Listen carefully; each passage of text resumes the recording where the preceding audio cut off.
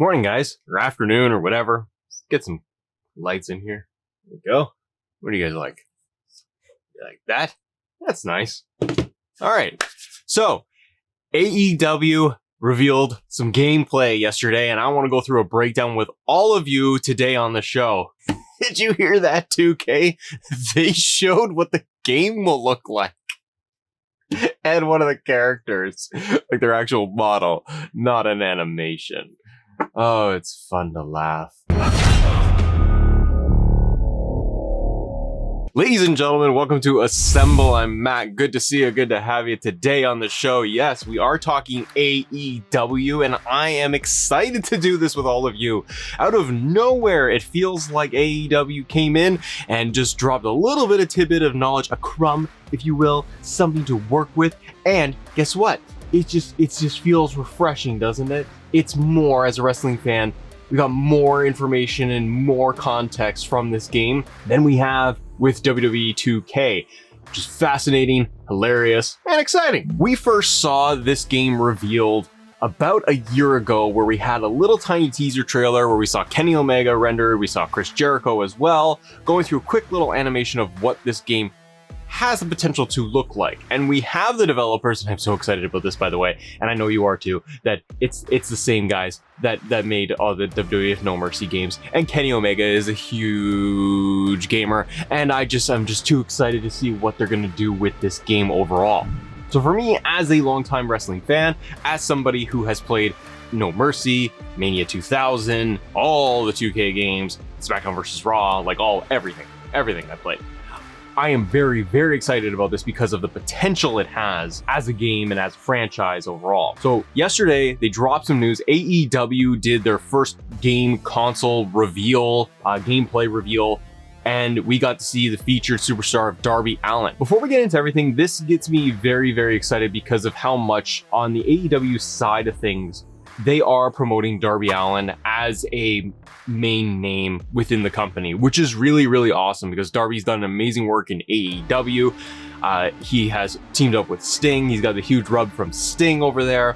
It's been really cool to see Darby's rise very, very quickly, and they are making him like a household name.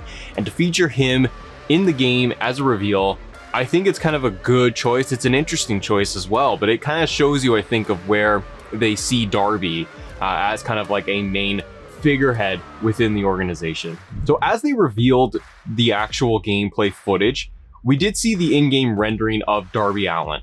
We got everything from his face, his body, the tattoos, and then they wanted to show off a little bit of the design of his neck and everything. To pause on here, what did you all think of Darby Allin's render itself? I thought it was good. I didn't think anything was blowing me away where I'm looking at this as this amazing graphical experience and I'm like, wow, they are pushing the console, they are pushing the tech. That's not the goal here. The goal is to make a solid wrestling game for fans to be able to enjoy. So the character models look good. And that's good enough for me right now. Because I tell you, you got 2K on my mind? I got nothing. I just got nothing over there. They then move into a quick transition of in-game footage of Darby Allin versus, character X, green guy, the character model. Again, I go back to 2K. You just got the gray character model animations that you're showing us. AEW trumped you because they actually showed one of the stars fighting miscellaneous character. Why can't you do it? I don't understand. You clearly rendered Cesaro and Rey Mysterio, and yet you still just wanna f us. So the game showed Darby Allin actually doing a bit of a springboard off of the ropes to the other character. One thing I want to point out as I'm looking at this is, yes, the actual motion movement of Darby in this, the character models, it's kind of quick. It's not like arcadey, like where it's going to be silly, but it feels like it's got a little bit of a faster pace here, which I really, really like.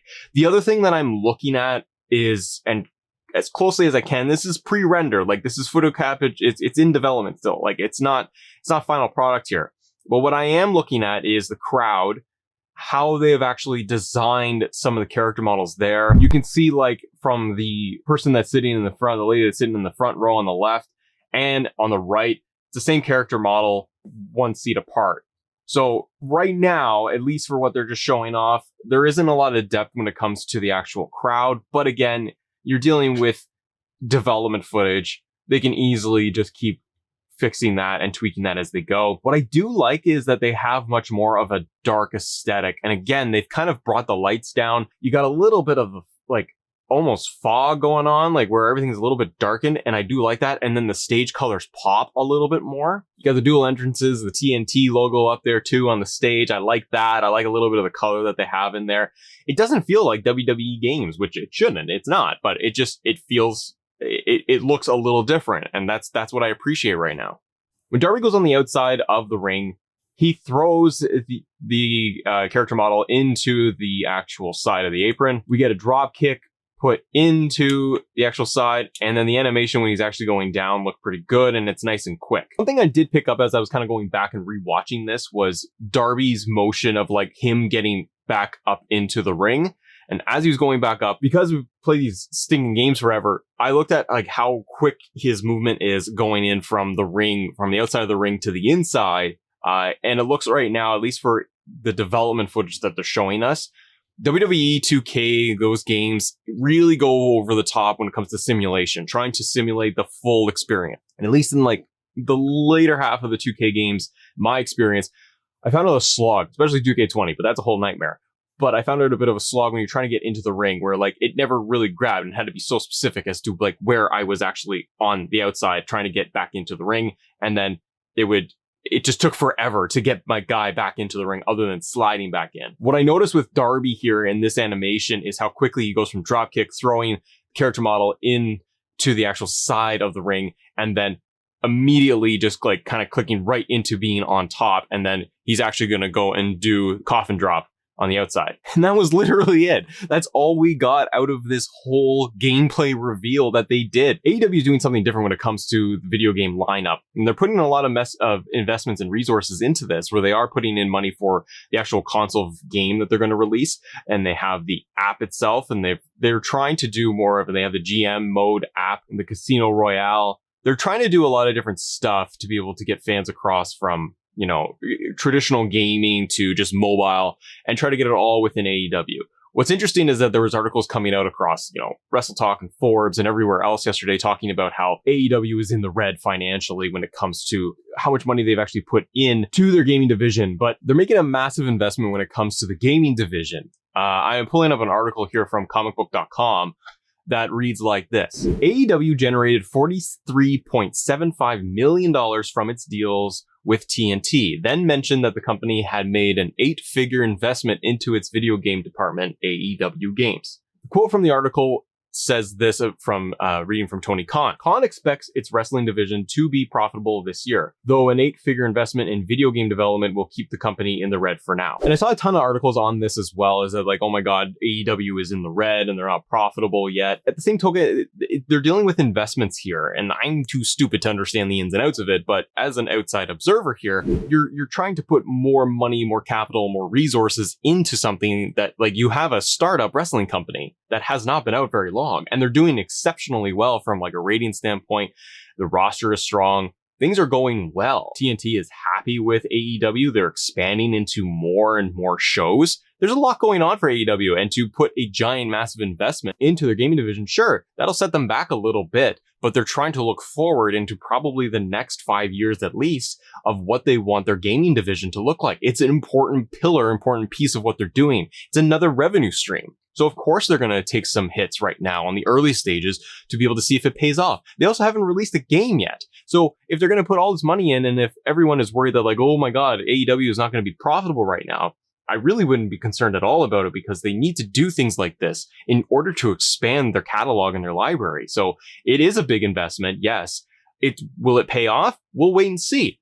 But I got to tell you, I'm way more excited about AEW's game than WWE 2K22, because Jesus, watch the episode I did from the other day. We got nothing on WWE's side. AEW comes out. I feel like it's just like they do it, like they're just kind of doing it on purpose here. It's like they're reading each other's minds, and they know that like AEW's sitting there going, you know what? We haven't seen anything from WWE in 2K.